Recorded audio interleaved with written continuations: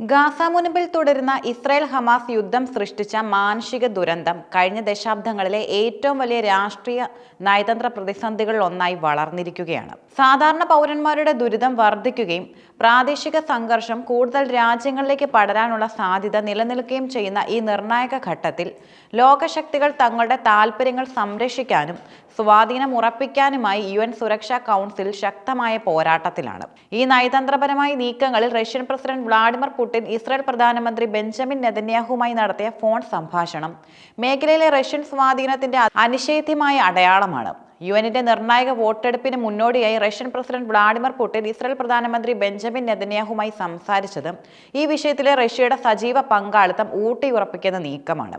ക്രെംലിന്റെ ഔദ്യോഗിക പ്രസ്താവന പ്രകാരം ഈ സംഭാഷണത്തിൽ വെടിനിർത്തൽ കരാർ നടപ്പിലാക്കുന്നതിന്റെയും തടവുകാരുടെ കൈമാറ്റത്തിന്റെയും പശ്ചാത്തലത്തിലുള്ള ഗാസയിലെ സംഭവ വികാസങ്ങൾ ഉൾപ്പെടെ മിഡിൽ ഈസ്റ്റ് മേഖലയിലെ സ്ഥിതിയെക്കുറിച്ചും സമഗ്രമായ കാഴ്ചപ്പാടുകൾ കൈമാറ്റം ചെയ്യപ്പെട്ടു.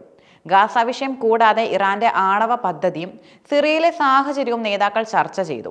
ഈ വിഷയങ്ങളെല്ലാം പരസ്പരം ബന്ധപ്പെട്ട് കിടക്കുന്നതും മേഖലയിലെ സമഗ്ര സമാധാനത്തിന് അത്യന്താപേക്ഷിതവുമായ വിഷയങ്ങളാണ്.